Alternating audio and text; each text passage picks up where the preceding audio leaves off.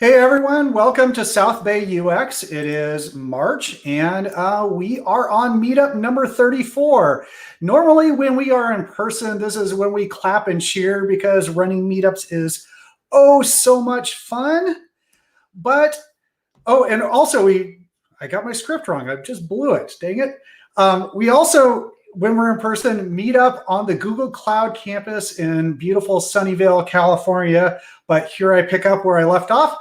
Sadly, this thing called the coronavirus forced us all to stay home. So we are doing this meetup from YouTube and live in your homes. If you want to be a part of this meetup, we love people that volunteer. One of our very own meetup members volunteered to speak tonight, and he has some knowledge that he thought other people could take advantage of. And if you want to volunteer, if you want to speak, if you want to run part of the community, please reach out. We would be happy to have you on board. I want to thank our awesome sponsors tonight. We have TextSystems, who usually provides food when we're in person and runs our Who's Hiring section. Sketch, a longtime sponsor who makes a wonderful design app. And Google, who allows us to use their beautiful facilities when we are in person. Join us on our Slack group. We use this group to share ideas, to update people, and to organize different events that I will talk about in one moment. Speaking of different events, we are trying something new. And this is where a meetup member said, hey, I want to do more. I want to have more community here. And she decided that, hey, I want to start this thing called Community, which is awesome. And so what this is a twice a month event, virtual for now, where people just get together and chat and share their passion projects, share their portfolios to get feedback, share their cool stuff that they're working on. So it's part like a water cooler conversation, part crit, part whatever you want to make it. Look for this event to be announced in the Streams channel on Slack. So definitely become a member of Slack to participate. And speaking of volunteers, if you have an idea of something that you want to do, we are looking for people to expand the community and make this more than just a monthly gig. Please fill out the volunteer form and we'll reach out to you, or just reach out to one of the meetup coordinators directly on Slack, and we will be happy to get you connected. And now it's time to give away 4 licenses from our sponsor, Sketch. If you signed up via meetup.com, you are automatically entered into this raffle. And usually when we are in person, we will use a great jar. We will pull out names. We will clap and cheer, but we are now using the magic of JavaScript to pick winners. And our winners this month are Wendy, Kurt, Maduri, and Midori. If you are a winner, I will reach out to you on Meetup and we can arrange for you to get your license. And now I'd like to bring Megan in from TextSystems to talk about who's hiring. Hi, everyone. Thank you so much for joining our meetup. I am happy to be here with you tonight. Quick introduction of myself. I am Megan Rogers. I'm with TextSystems Digital, and we are a digital services and staffing company, and my team is based in the Bay Area. If you are interested in being connected with one of our specialized product design recruiters, fill out the Google link form. It'll be posted in the slide, and it'll also be in our recruiting section of the Slack group. And then also, if you are hiring, please post in the chat, what your team is looking for, what your team does, and hopefully we can get you connected with someone in our network. Awesome. Thank you so much, Megan.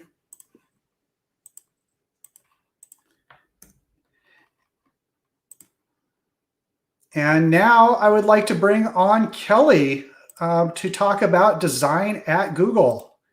Welcome, Kelly. Hey, Aaron. Thanks for having me. Hi, everyone. My name is Kelly, and I work on the UX recruiting team here at Google. I am coming from what's typically sunny Oakland, California, and happy to be joining you all. As Aaron as you probably know, and Google hires a lot of UX talent. And so I encourage you to take a look at our external website for opportunities. And on occasion, we'll have opportunities where you can come and learn about our process and how to get ready for Google opportunities, should that be something that you want to pursue in the future. And so I'm really excited to be here and looking forward to when we're all back in person where I can come and chat with you all live. So thank you, Aaron, and really happy to be here. Thank you, Kelly. And next month, we have Rial Canty, who is a design researcher at Google, who is going to be talking about a really hot topic of designing for trust and engaging cross-functional partners to do that. And we will be doing that on March 13th at 5:30. Actually, that'd be April 13th. I got the time wrong. At 5:30, and please join us for that, and I will update the slide next time. And right now, I would like to ask Marko to join us. Marko reached out and said, hey, I know some great information about information architecture, and I would love to share that with the community. And Marko, I really appreciate you stepping up and being willing to share this information. Please give Marko a warm welcome for making your content findable. All right, I guess we're online, right? All right, so hi and welcome to this talk about the lost art of information architecture. I'm Marko Dugonjić. I'm the director of user experience at SymSoft Solutions, hailing here from Sacramento, California. SymSoft specializes in enterprise and public sector websites. And if you live in California, you've likely seen and used some of the websites that we've delivered. That also means that we work with really complex design systems, really complex big websites. And to just give you an idea, what's cool about working with complex organizations is that you get to experience the scale both in the user base and the volume of content. And most of the websites we've redesigned have more than 10,000 pages and documents, and we've had some that even had more than 200,000. To put these numbers in perspective, for instance, Netflix has anywhere from 4,000 to 8,000 movies and TV shows at any given moment. Airbnb has about 7 million listings, and Zillow's database hosts around 110 million US homes. The difference, of course, is between these three is that Netflix hosts author content, Airbnb member-generated content, and Zillow includes even the homes that are not listed, that are not currently on the market. Even if we, expand our, comparison to retail brands such as, Costco or Walmart, they also have a bunch of items depending on the size and the business model of the brand. But you can see that the volumes of content can really vary. And if you have 140,000 items in your store, you probably have the same volume of items online as well. Right. So the way to solve all these problems is really information architecture. And today I'll talk about what it is really. I'll talk about the research process. A lot of you on the stream are already familiar with the user UX or product design processes. You know that research is an important part of that. So I'll talk a little bit about that. I'll talk about organizing content and what are the things that you need to kind of think about during that process. And we'll wrap it up with some interaction and interface deliverable examples. All right, so in kind of the shortest terms, information architecture is really the practice of organizing and structuring and labeling content or content objects. It's often a part of a more comprehensive design process. It uses similar processes and methods to user experience and product design. It can inform database structures, interface patterns like navigation, flows, search, and even page or screen level content organization. I especially like the concept from the Search Patterns book, which was authored by Morville and Callender, which really describes any website or product that provides access to content with these following three elements in the triangle that you see. The first one is plural, then we have search, we have object, and essentially the home pages and landing pages and database listings and collections, as well as search, they all lead to that kind of thing that the user really needs, right? Which is an article, service, product, video, whatnot. This is really kind of the end goal for any user that's looking for information.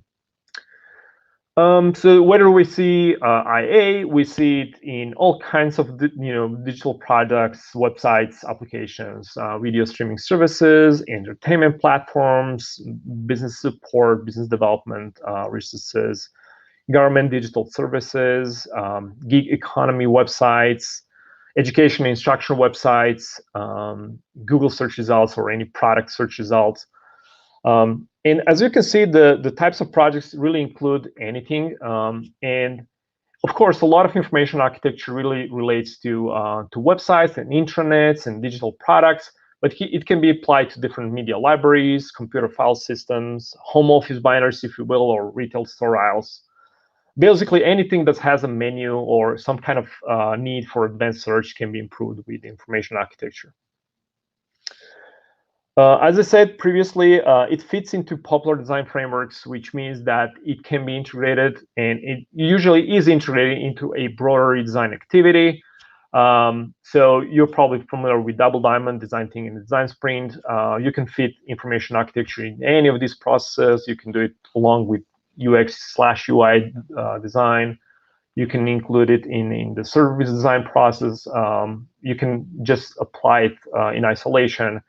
It's very compatible with everything else that we do in the UX industry. It also shares common user experience and product design artifacts and tools such as user flows and quadrant diagrams to organize things and Venn diagrams. I know that probably most of us are already sick of them. Different hierarchies, mind maps, journey maps. It all applies to IA, and you can use all these artifacts to when you're developing information architecture and when you communicate to your stakeholders. All right, so let's get practical. I will walk you through a process you'd apply to improve content findability on a complex website. And again, as a reminder, this is probably an overkill on a 20 screen mobile app or digital product, but it's very applicable to any organization that combines, their product services, a little bit corporate information, maybe news and updates, and all sorts of different content. All right, so all your typical research is, of course, applicable to information architecture. We would still, for information architecture purposes, talk to the stakeholders, talk to the users, trying to understand the user needs and business objectives, and all technical constraints that we might have. You can also analyze App Store reviews, social network comments, a number of reactions and shares, and go into customer support logs and internet forums like Quora or Reddit to just read about opinions that people might have related to what you're trying to redesign. However, even though you should always conduct research with your target audience, I always highly recommend that. There are a few findability-related behaviors that we see over and over. So, for instance, the first two are really kind of on the opposite end of the spectrum. If the user knows what they're looking for, the easiest way to do that is to find that is through search or some kind of alphabetical list, because they know the name. So alphabetical listing is the most kind of natural way to find things. In opposition to that, if the user is not really familiar with the concept, they know it's somewhere on the website, they need to explore. They still need to learn. That happens through landing page skimming or homepage skimming and scanning and the main navigation, exploration, browsing. So these are kind of two opposite things. So search and navigation. People do notice when the navigational label and the page title don't match. They're confused about that. We see that over and over in usability testing. Another one, which is really breaking the 3 clicks myth, is as long as the user feels that they're getting closer to the content they're looking for, they'll keep clicking. It's also called the scent of information. If they feel that fragrance of information, they'll keep following it until they get to the content that they're looking for. People usually use navigation to move forward in their research, so they would go deeper into the website, but they rarely use the navigation to go backwards. For going backwards, they usually use either a logo, which is back to the home page, or they use a back button, they use breadcrumbs. What we also notice is that in many cases, people would have one of these as a main preference, and they would kind of keep using the same way to go back. And that really kind of brings me to that number 6, which is a hub and spoke browsing pattern, basically meaning that whenever people go into one direction searching for information, they want to quickly skip back to the beginning and try some other alternative routes. Rarely they go into one area and then kind of just linger around there. They usually start over. This is kind of most comfortable, I guess, for people to start searching for alternatives. We also see in a lot of websites that we build, because they're complex, they serve multiple audiences. When it comes to general public, especially constituents, a lot of our websites are government websites. We need to provide digital service information or digital transactions to everyone in California. And so that includes a lot of people who might not be very familiar with the terminology, with vocabulary. So simple and open organization is most suitable for them, and detailed and exact labeling is really more suitable for experts. All right, so I'll probably repeat this a few more times, but the user research we conduct in the scope of more comprehensive UX or product design is really applicable here as well. So I won't go into user research as much. Let me talk about the information architecture specific type of research instead. And to really kind of bring it up early on, the most important tool for an information architect is a spreadsheet, because they not only help us organize items, but they're really useful for extracting subsets or different pieces of information. You can easily filter and sort and hide content that you are not looking at right now. You can move it to another sheet or just analyze the way you want. It's basically I like to think about the content inventory in a spreadsheet as a raw search engine results page. Still one that requires expert to use it, but this is why it's our job to simplify these database listings into something that we call search interfaces. All right, so how would you start with creating content inventory? There's a lot of tools, really a lot of tools. I know I've tried it, I think a dozen at least in my career, but currently we use Power Mapper. It's a simple tool. It looks like a browser. You enter the website, you adjust settings, press build map, and it will create something like a spreadsheet that has some kind of hierarchy in it. You'll get the page titles, you'll get the links. You can clean it up, you can organize it. But what's really cool about this initial content inventory is that you can also pair it with some analytics numbers. So, for instance, if you have statistics, whether that's through Google Analytics, which is probably something that most of you use, any type of analytical tool, anything that gives you results, you can definitely update the content inventory with that, so that you can compare how different pages perform or different sections perform. And then the next thing that you want to do is probably expand that content inventory that initially only has all the links, all the pages, all the documents with some stats, and just add more columns, like who owns that specific document or page, what is the status of that, what is the decisions, what is the decision that you want to make moving forward. Do you want to keep that page? Do you want to edit it, remove, archive? And then once you have something like this, and it's blurred on purpose because it's not like a top secret project, but the point is that you can compare and sort by page views or any type of metric that you have in that spreadsheet. And what you see here is a simple power law or 80-20 rule at work, right? I would say the ratio is probably closer to 1:990, where 1% of content pretty much generates 90% of traffic. We commonly see in this like multi-thousand websites that maybe top 50 or top 100 pages generate the majority of traffic.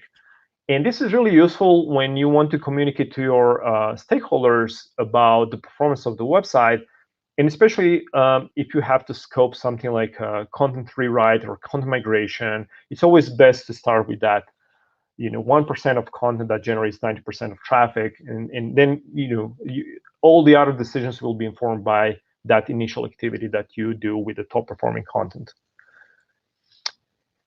The next thing that we like to do at the beginning of the project, inside of that kind of research phase, is also establish a baseline, which basically means that we want to set up some metrics that we can measure against after we make some changes, because it doesn't really make sense to go into the design and you don't know what were the initial results. So there's nothing to compare to. So that's why we like to conduct a tree test. This is a tree test application that allows you to organize tree tests online. But the tree test is really just a usability test with more focus on the navigation. You would have a simple list of links. You would ask people to try to complete some tasks, which are pretty much the same tasks as you would have in the usability testing. Maybe the focus is more in findability and less on task completion. But you would set up something like that with the current website, and then you can literally explore what's wrong with the current navigation. Set up some metrics. Maybe have a post-test questionnaire with SUS or super Q scales or something like that. And so once you have that set of metrics for the initial website for the current state, then you can easily compare it before and after, before you redesign and after you redesign. All right, so the next thing is organizing in creating that information architecture. Again, for something like that, we use tools and methods like taxonomies and control vocabularies and style guides and content design, and we can do user stories or job stories, which are my favorite of the two. Card sort is another method to include users. So let me talk about that a little bit.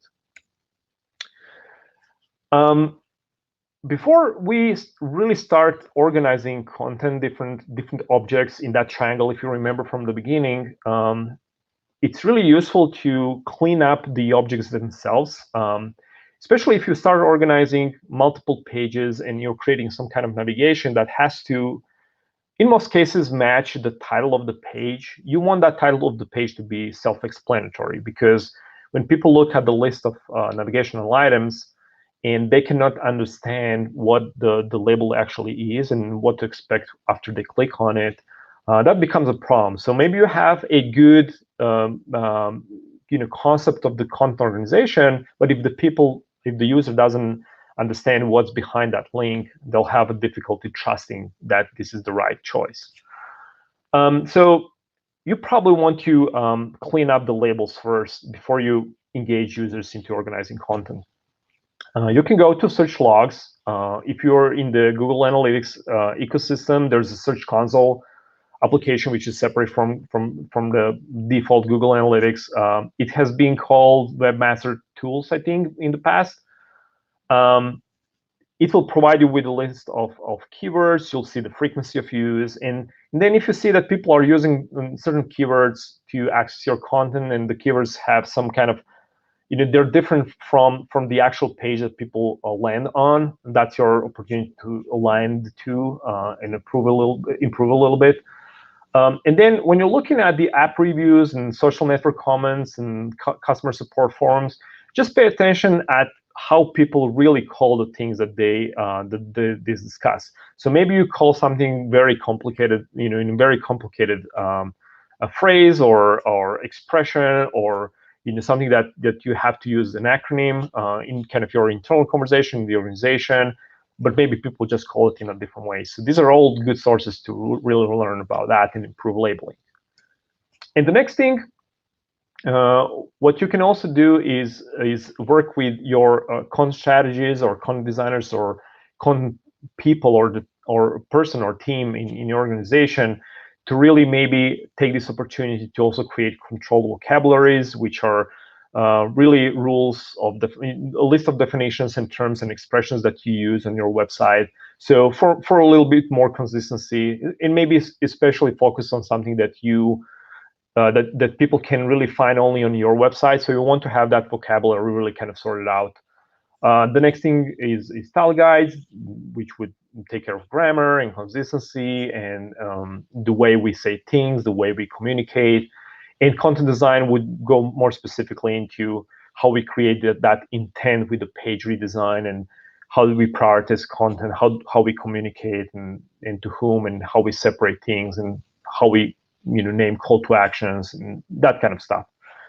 And of course, if this sounds exciting to you, I encourage you to just visit some of these links and see some really good examples of what that looks like, what the style guide looks like, what the content design looks like, you can really spend a lot of time there. I don't necessarily say you should do that, but these are really good sources to bookmark and kind of review everyone once in a while.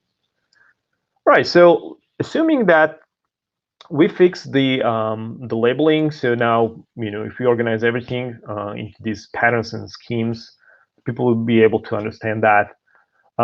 These are really the purpose of this slide is to show you what is all possible. Doesn't necessarily mean that you have to use all of them. Most of the websites are really hierarchical. We have some of the timeline schemes, which is, for instance, upcoming events. This is a timeline scheme, or latest news is a timeline scheme. If you have a glossary or something like that, you'll use alphabetic scheme. If you have some kind of the Office directory or something like that, it would be location or geographic based. Formats are really something like product services, news, events, videos, people profiles, or anything that's more kind of a type of thing and not contextually what is a thing. Very common scheme is organizational structure, which is not necessarily the best scheme to use on the website, because the end user doesn't really care about the organizational structure or how you internally call things or who's responsible for what. They really need their service and their need fulfilled. But I feel that I'm preaching to the choir here. Anyway, so we can organize our information architecture by tasks. For instance, application process, registration process, completing a certain sequence, and whatnot. We can organize it by audience. This one is a little bit tricky, because what if, for instance, if you separate consumers or customers and businesses, and if I own a small business, it's very difficult for me to self-identify. And of course, we can always organize things by topics. So very, very common way to organize big websites is hierarchically by topic or hierarchically by format, depending on what is the kind of expertise level for the end user. All right, so let's talk about some other cool or geeky elements of information architecture. The first thing that I wanted to share is the facets. These are basically structured properties of any content object, basically separate fields, right? If you wanted to sort products into price ranges or weights or whatever is the other property, if you just added all this information into the description blob, it would be very difficult to filter them. So anything that you think is a property that can be structured or compared by or sorted by, should be a facet. So basically, you extract it. And very similar to that, we have also metadata, which is something that's more used for, these are the same properties, but are mostly geared towards content management, administration, algorithmic display, for instance, in the case of ratings. Definitely ratings or number of comments, this is not something you would edit through your content management system or any platform that you use. But these are definitely metadata that are tied to that product, so that whenever you need to display that, you have that handy and available. All right, and so collections of facets and metadata together basically form a content type. So for instance, if we only have a generic page with a title and the body content, and we want to have some kind of events or news listing, we would need to add additional fields. So for instance, the screenshots that you're seeing right now, it has a start date, it has some additional information about the location below the title on the right. And that's all possible because we have this as a separate content type. And again, the list that you see here are really just some common content types. But again, depending on your project, you might introduce some more.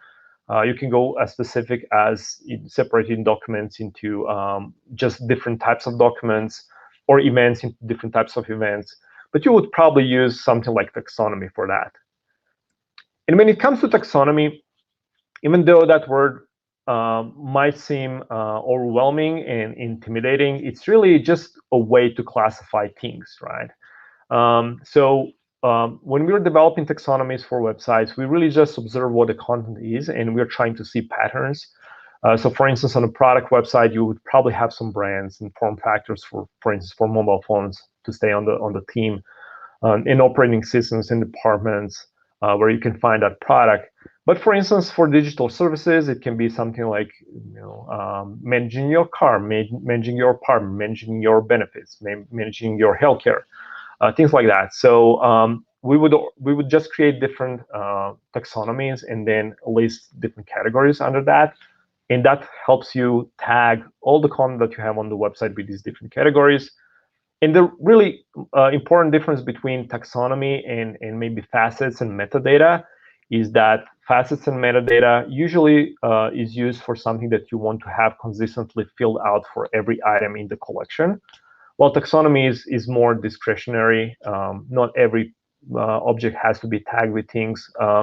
It's more of a organizational thing, while the facets and metadata are more kind of the property of the object, if that makes sense. All right, so how to include users in the information architecture project? We do that with something we call card sorting. And the card sort is really a type of activity that helps you understand how people think about content organization. In card sort, you'd present the tester with a pile of cards, hence the name, each card representing a content item. And then you would ask them to organize these cards into some kind of groups that we call categories. And this is based on each participant's preference. They do it alone. Sometimes you can do it as a focus group, but we prefer to do one-on-ones. And so the idea is that if you repeat the card sort test with a large enough number of users, you'll start seeing patterns, because if you test it with 20 or 50 people, you'll definitely start seeing patterns, how they organize things, how they think things should be organized. And when we talk about card sorting, there are really two types of it.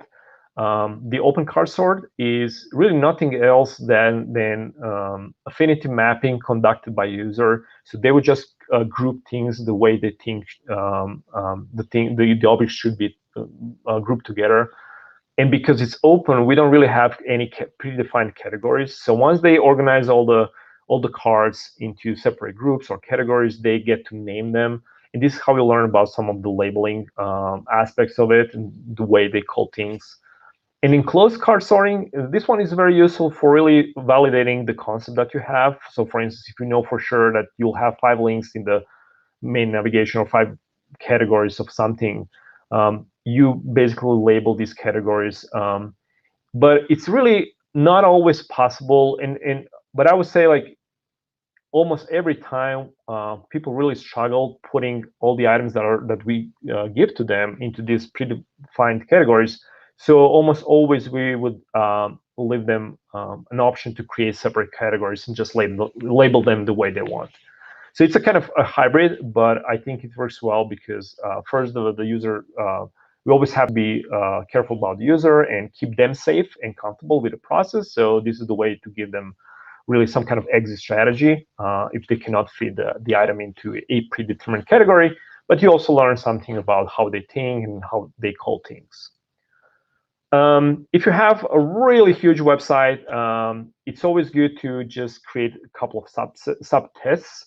So just take one section, test that one, take another one, take another one, take another one, and then maybe you can combine just the kind of first 2 or 3 levels of the navigation in cart sorting, because organizing thousands of pages in a single cart sort might be slightly overwhelming. All right, so as mentioned earlier, information architecture uses similar tools and artifacts as the user experience or product design. The one that has been historically more tied to IA is development of page-level wireframes, sometimes referred to as page blueprints, grayscale designs, design sketches, or low-fidelity prototypes. And there's a lot of wireframe tools that information architects use historically, including OmniGraffle, Visio, Balsamic, and Azure. But with the advent of cloud-based product design software like Adobe XD or Figma, many concepts can be really developed in these tools, maybe just with lower fidelity, and that really saves you time when you have to move the project from one tool into another to make maybe that high-fidelity prototype or high-fidelity design. My personal rule of thumb is that whatever makes the team more efficient and stakeholder communication easier. At the end of the day, even the high-fidelity designs are just specifications for engineers that will actually build the product in the code.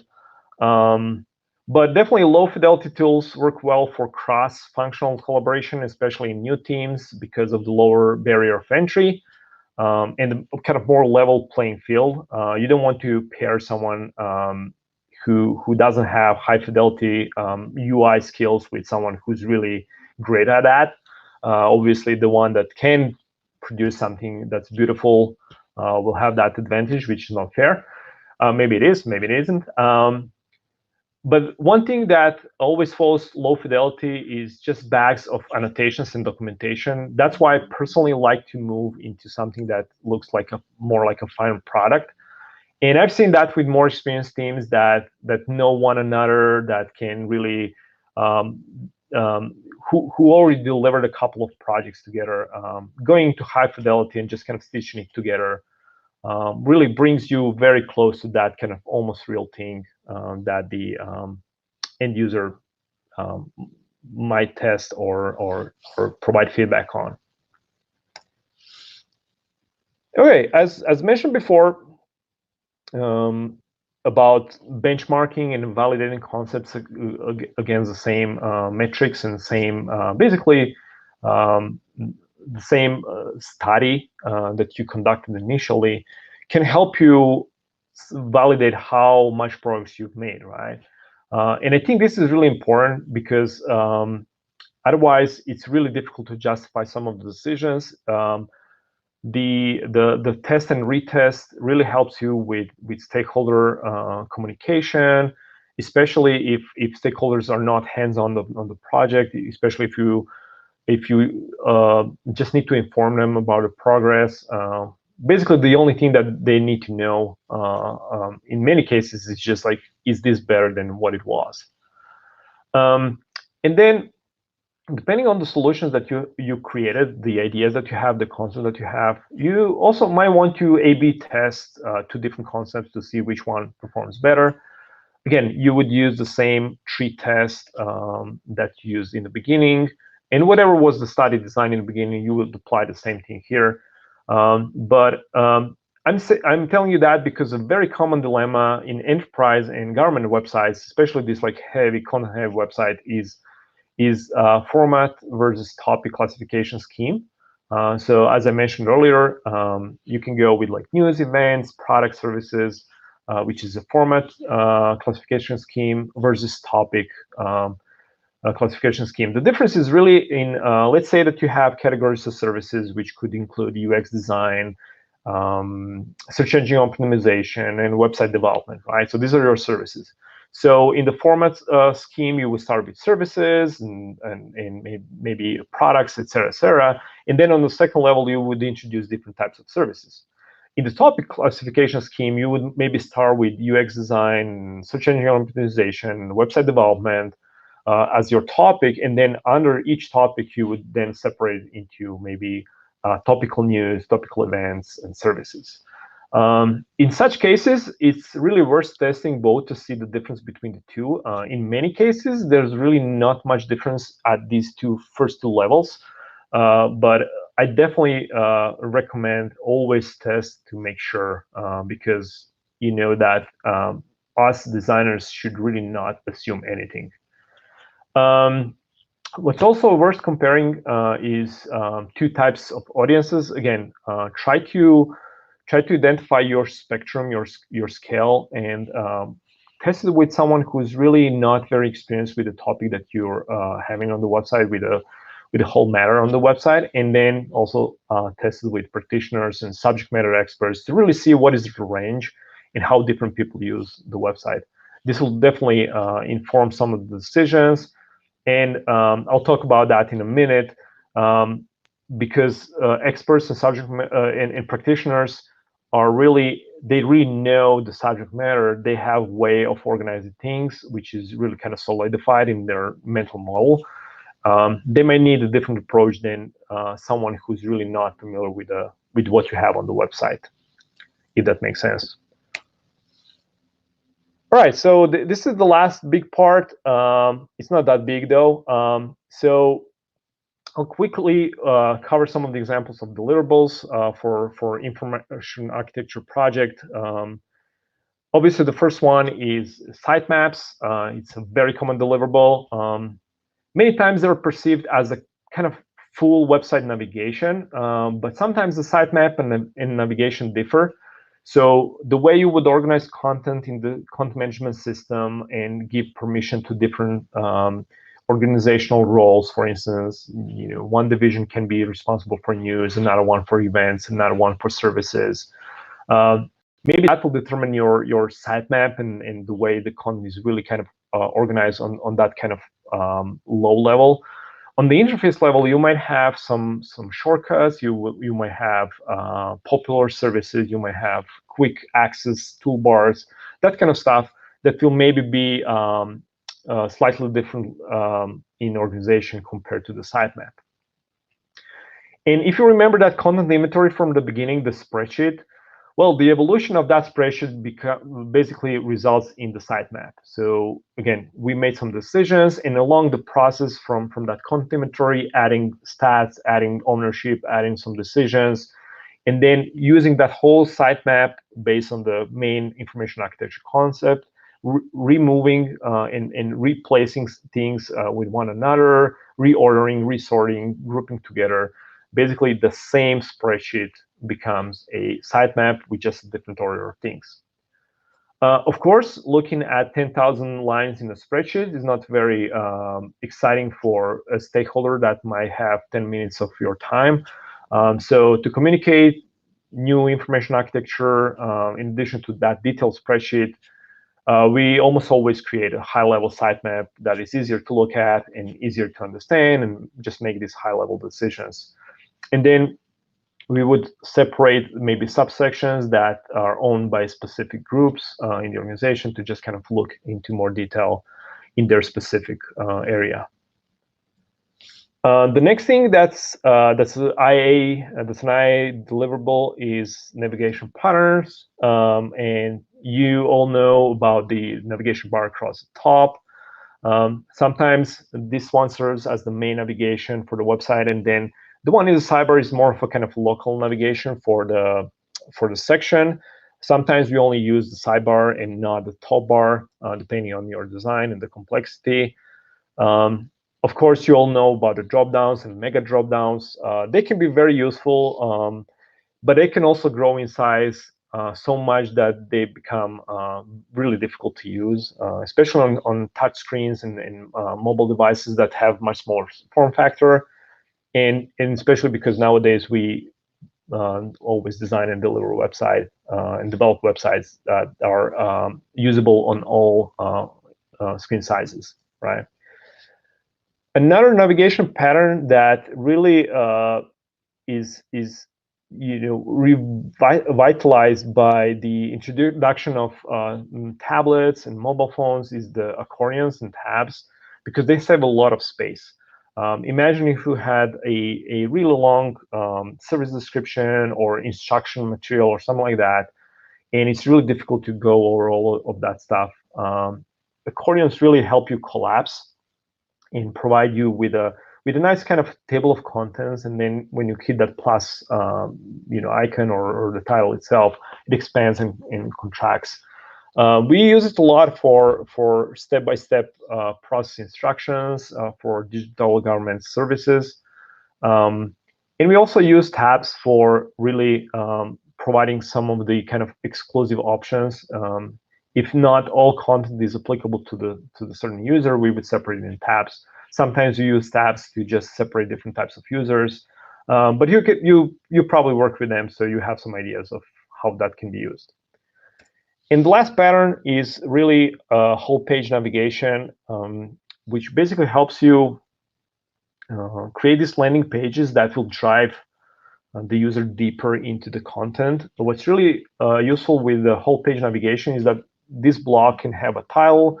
Maybe it can have some kind of abstract that will further describe what to expect on that page, which is something that you really don't have a luxury when you have the top navigation bar or sidebar. The only thing that you can really put there is the title of the destination page. With these blocks of information on the whole page navigation grid, you can also have some abstract to just provide some context for the user. All right, and then when it comes to search, this is really the third part of information architecture deliverables. You probably have a good idea by now how to develop information architecture for search, right? We have facets, we have metadata, we have taxonomies, we have content types. And really the difference between navigation and search is that navigation is an exploratory pattern that goes from narrow to broad. Users are introduced with just more content and more detailed content. And searches really takes the user from broad to narrow, right?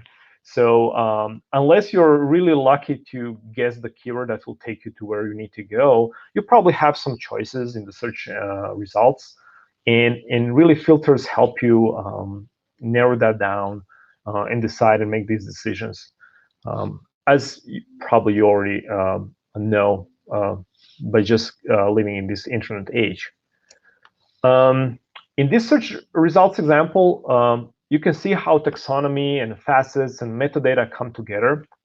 For instance, for applications or websites that are visited by, that are frequently visited by the same type of user, presenting all information at a glance is a lifesaver. They can see, for instance, when is the due date, what is the organization that is behind this incentive. They can see all the categories. So they really can compare one to another and just be very selective about it. It would be really, it would take much longer time to just click into every result and kind of decide whether this is something that you want to use or not.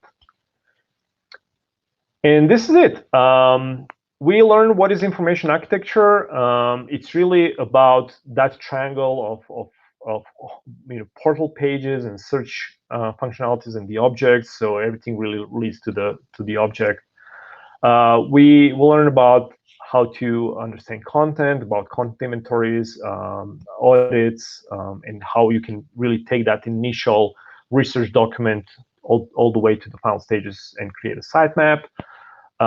We learned about facets, metadata, taxonomy, content types, which are really kind of 4 components for organizing content. We also learned about different organizational schemas. And again, if you need to test information architecture, the best tool for that is tree test. If you want to collaborate with the end users, the best tool for that is card sorting. And finally, I just walk you through real quick through the typical deliverables, which is a sitemap, navigation, and search for successful interaction or information architecture delivery. The last thing that I wanted to really show you is a list of useful books. So feel free to Google them out. all of these are really good books. I would probably start with exploring by this particular order. I'm a fan of thin books, the ones that I can really read in 1 day or 2 days. So basically, how to make sense of any mess. Search patterns are such short books. The second one on the list is really a nice overview of everything in information architecture. And then once you're really comfortable with that and you feel excited about the information architecture, and you should be, because it's a really nice field, then I recommend the information architecture for the World Wide Web. This is really the main book for information architecture. And all of these other books are really some of the best writing on the topic. And this is what I have today for you. Thank you for listening, and let's see if there are any questions that we can answer. Thank you, Marko. That was awesome. If you have any questions for Marko, please add them to the chat, and we'll throw them up on the screen here. I did want to start out with a couple of questions. When you're designing for such a broad audience, like you work with large governments or large organizations, how do you recruit a representational set of users for your card sorts or other research? Okay, so it's great that this was the first question, because this is probably the most difficult part of any user-centered project, right? Recruiting users. So we would definitely look at the organizational resources to help us with that. In government, you usually have something like a news and outreach office or communications office. They run a lot of campaigns, so they would collect some user data there, some contact information. They have ways to reach out to people. For instance, if you work with community colleges like we do, there's a lot of officers at community colleges who interact with people, counselors, and so they can, in real time, really reach out to the students, for instance, if you need to test something. I know that when we were testing the community college's website, it was really just a matter of coming to the campus, and people would just kind of line up. We would put them into slots that were available, compensate them like right there in the yard, in the quad. It was not really anything special or fancy like a studio or lab, because we just needed to test real fast with them. So this is the way you would get around that problem with the government. I know a lot of people also have some kind of customer support center. So just asking them because the call centers also have just a really large volumes of people calling in. So maybe another question at the end of the call can be, hey, are you willing to help us with something? And then you can sign them up like that. In some cases, we would just use social networks and advertise. I think this is really the fastest way if you don't have access to any type of customer support or outreach groups. And kind of another resort is always finding a recruitment service, and they can be a little more expensive, but you definitely get the profiles that are worth testing with. Thank you.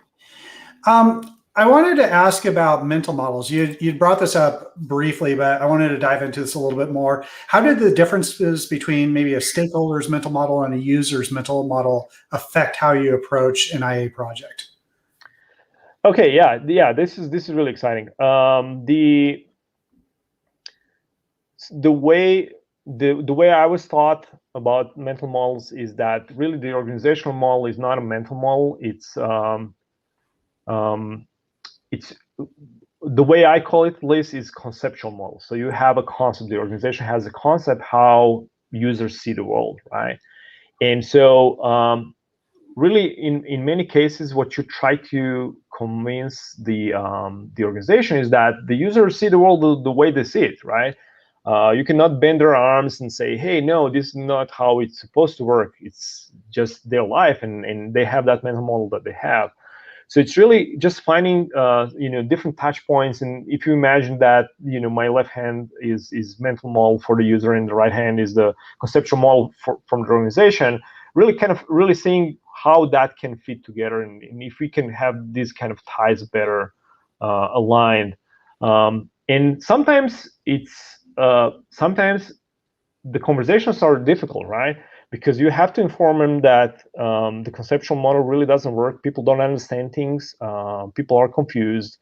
They're impatient. They don't trust enough.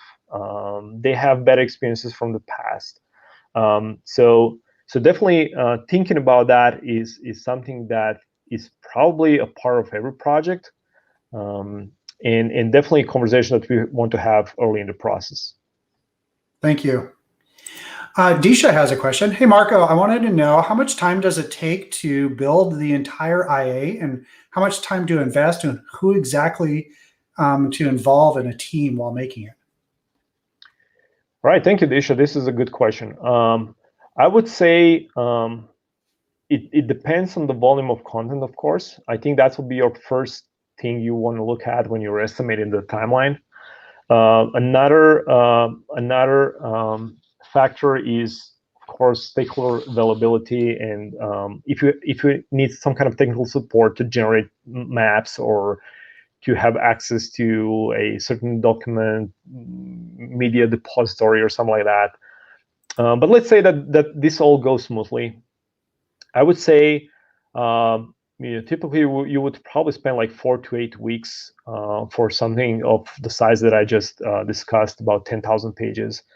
And again, it also depends on what happens below the surface. So sometimes it really doesn't make sense to go over every single page on that list. Maybe you just need to take care of the first 3 levels, and then after that, people really are in that kind of universe of specific content where everything else is really should be organized the way the content owners think. Sometimes I think the best benefit is just providing that high level for the people who are not familiar with content, so that they can at least start making some sense of what you have on the website. Once they know about content, it's much easier to navigate them there.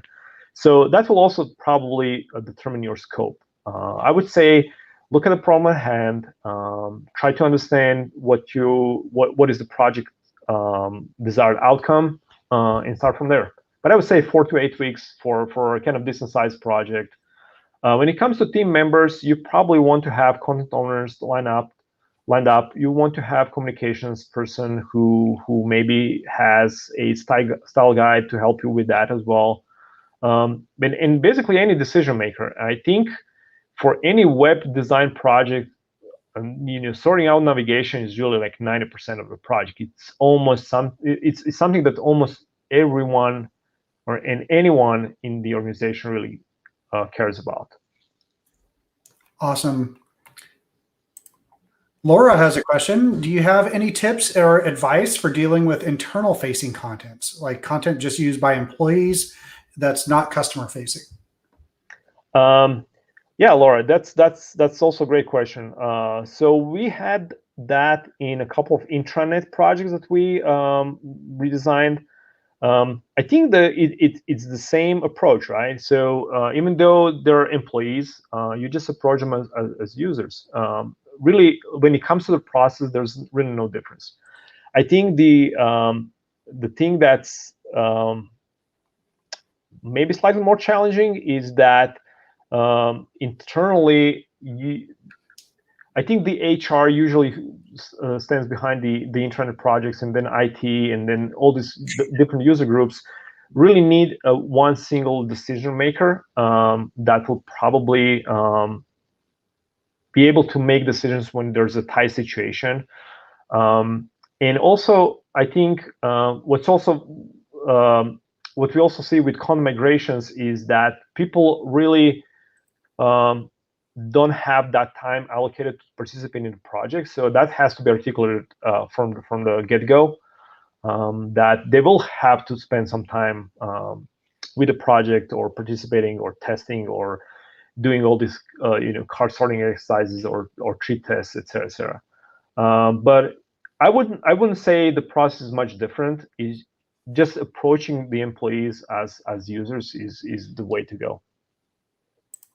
And do most stakeholders these days understand the need for research prior to starting a big project? And if not, how do you kind of approach educating them and pulling them along? Yes, that's a tough one if you're in that kind of space. So what I can say is that we are lucky enough that we have clients who are really high profile in big organizations, and they definitely have some process in place to even procure these types of projects, right? So for instance, IT would, if they're ordering a website or a new database or a new system, they would already have that as a part of their request, right? Initial request. But let me kind of step back and think about some of my previous clients that didn't have that awareness. So really, the way you would kind of get your way is by just education and maybe having some case studies in your back pocket. I know that these always work. I know that if you want to have success in the project and in a return on investment, you have to show some results. So maybe you can just utilize that test and retest methodology to say, hey, we need that initial research, right? Because how can we compare, if we did something? If you have a client who's really just redesigning a website because they feel so, I don't have any silver bullet there. They probably just want to do it for their own sake and entertainment, which is not a bad thing at all. But it's something that wouldn't put you in a good position trying to kind of change. But I think anything that has some kind of money outcome involved in a project, whether that comes from the marketing department who wants to increase leads and sales, or whether that comes from IT that wants to save an infrastructure or efficiency, I think if you can tie your research arguments with the outcomes and key performance indicators or whatever is the metric that you want to use, I think really this is the way to go. Whenever you have to convince any stakeholders that a certain approach is important, just go back to metrics and try to discover what's really important to them, and then just kind of commit to meeting the goals that are important to them. Okay, great, thank you. And so when you're talking about card sorting and using that as a primary method for organizing content, and can you correlate that with page templates? How does that help you or any other kind of research determine how many page templates you need and what types of templates you need? Okay, that's a good question as well. So you definitely need a different page template for each content type, right? Because each content type will have a different set of properties. So you want to be able to display all these fields. And it doesn't really make sense, at least from technology standpoint, to have one template that can have many exceptions, right? It's much easier to handle multiple templates because as everyone on this meetup can imagine, things change dramatically on the web and can change dramatically. So it doesn't really make sense to have an exception on an exception on an exception. So I would say the first thing is probably each content type should have its own page template. And then the way at least we approach kind of front-end architecture, I'm now going front-end architecture a little bit, is that basically any page is just a composition of components, right? So we would definitely have some specific content type fields that we want to spit out. But when it comes to homepage or landing page, these are all really the same type of template that can accept a number of component combinations, if you will. So the homepage is nothing else in many cases on many websites that we work on than a really, really well designed and kind of organized landing page. And then the third template is really kind of a database listing type of template. For instance, search engine results with filters on the side, or maybe a news listing with filters on the side if you have news categories or event categories. So these are really kind of three types of templates, I would say, not necessarily three templates, period. And again, it all depends on the diversity of content that you have, on the project goals and outcomes, and but in essence, this is how we approach it. Okay, thank you. And then I wanted to, unless there's any more questions from the live stream audience, I wanted to end with a kind of a fun question. What are some of the most unexpected outcomes you've seen when researching content organization? All right, so I have a really good example that I really, really love, and I love this project, right? So it was for California community colleges. They have this website that's been around for I don't know how long, but it's really SEO popular, and basically anything that's on that content that's related to California community colleges will surface as the first result. And then what happened is that we did this comprehensive research and audit and all that stuff, and we realized that we had about 2/3 of most performing pages really are for the content and tools that are for students and their families when they're making these decisions about where to go to school and about programs and all the stuff, financial aid, for instance. That's a really important thing. And then what used to be a really kind of a combination of extranet and some internal resources that might be better living in an intranet on the internet platform, all of a sudden it seemed very obvious that this 1% of pages that generate 2/3 of traffic are really for students. And so the whole homepage that used to be a very organizational focus and provided resources for different colleges, for institutional researchers and users of that type, we just switched it and made it student-centric. We didn't remove any of the other content. It was just deprioritized, and it was such a kind of huge revelation at least for the stakeholders. They're like so happy that we did actually go into analytics